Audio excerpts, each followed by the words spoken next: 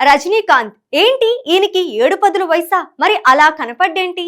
మరి ఈ వయసులో ఆ సినిమాలు చేసే స్పీడ్ ఏంటి? ఒకటో రెండో అంటే ఏమో అనుకోవచ్చు.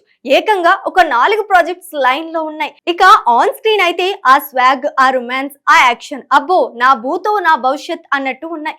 ఇక ఇప్పుడు మేము చెప్పే వార్త ఏంటంటే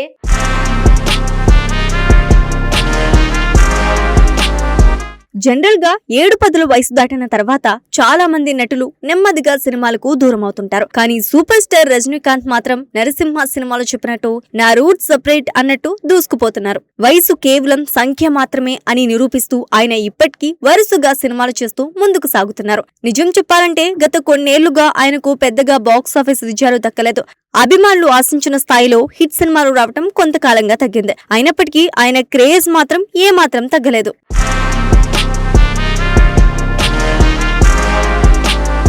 ఇటీవల విడుదలైన జైలర్ చిత్రం మంచి విజయాన్ని సాధించి అభిమానుల్లో మళ్లీ ఉత్సాహాన్ని నింపింది. ఆ సినిమా తర్వాత రజనీకాంత్ మళ్లీ ఫామ్ లోకి వచ్చారని అందరూ భావించారు. అయితే తర్వాత వచ్చిన కూలీ సినిమా అంచనాలను అందుకోలేకపోయింది. కథ, స్క్రీన్ ప్లే, ప్రదర్శన అన్ని విషయాల్లో అభిమానులు కొంత నిరాశ చెందారు. అయినా ఈ విజయాలు రజనీకాంత్ ను ఏమాత్రం వెనక్కి తగ్గించలేదు. ఆయన తనదైన శైలిలో కొత్త కథలను ఎంచుకుంటూ ముందుకు వెళ్తున్నారు.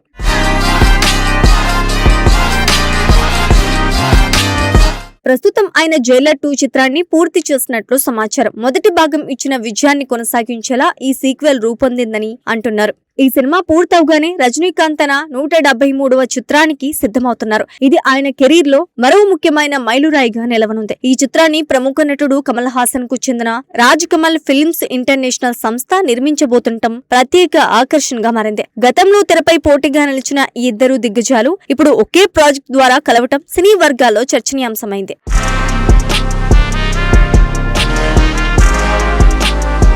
ఈ 173వ చిత్రానికి దర్శకుడిగా సిబి చక్రవర్తి వ్యవహరిస్తున్నారు. యువ దర్శకుడైన ఆయనకు ఇది ఒక భారీ అవకాశమని చెప్పాలి. రజనీకాంత్ లాంటి స్టార్ తో సినిమా చేయడం అంటే సవాలుతో కూడుకున్న బాధ్యత. కథలో కొత్తదనం, మాస్ ఎలిమెంట్స్ అన్ని ఈక్వల్ గా ఉండేలా ప్లాన్ చేస్తున్నారని సమాచారం. ఇక సంగీతం విషయానికి వస్తే రజనీకాంత్ కు ఆస్థాన సంగీత దర్శకుడిగా మారిన అనిరుద్ రవిచందర్ ఈ చిత్రానికి బాణీలు సమకూర్చబోతున్నారు.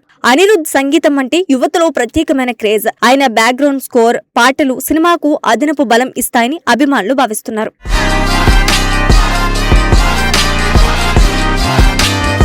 ఇక ఈ సినిమాలో రజనీకాంత్ కు జంటగా ఎవరు నటించబోతున్నారు అన్నది ప్రస్తుతం హాట్ టాపిక్ గా మారింది. గత కొన్ని సినిమాల్లో ఇతర భాషలకు చెందిన ప్రముఖ నటీనటులు సపోర్టింగ్ పాత్రలో కనిపించడం ఆనవాయితీగా మారింది.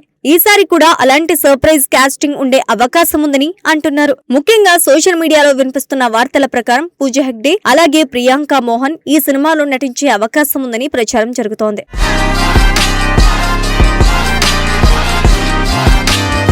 అయితే వీరు సాధారణంగా పోషించే గ్లామర్ పాత్రల కంటే భిన్నంగా నటనకు ఎక్కువ ప్రాధాన్యమున్న బలమైన పాత్రలో కనిపించబోతున్నారని టాక్. కథలో మహిళా పాత్రలకు కూడా గట్టి స్థానం ఉందని సమాచారం. అదనంగా ఒక సీనియర్ నటి కూడా కీలక పాత్రలో కనిపించే అవకాశం ఉందని ప్రచారం సాగుతోంది.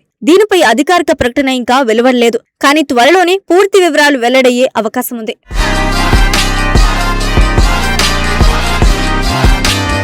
మొత్తానికి వయసు పెరిగిన ఉత్సాహం తగ్గని నటుడిగా రజనీకాంత్ మరోసారి తనదైన శైలిలో ముందుకు సాగుతున్నారు. హిట్ ఫ్లాప్లతో సంబంధం లేకుండా ఆయనపై ప్రేక్షకులకు ఉన్న ప్రేమ, గౌరవం తగ్గడం లేదు. ఇప్పుడు ఆయన 173వ చిత్రం ఎలా ఉండబోతోంది? కొత్త కథతో, కొత్త జోష్ తో మళ్ళీ బాక్స్ ఆఫీస్ ను షేక్ చేస్తారా అన్నది ఆసక్తికరంగా మారింది. అభిమానులు మాత్రం మరోసారి తమ తలైవా మ్యాజిక్ కోసం ఎదురు చూస్తున్నారు.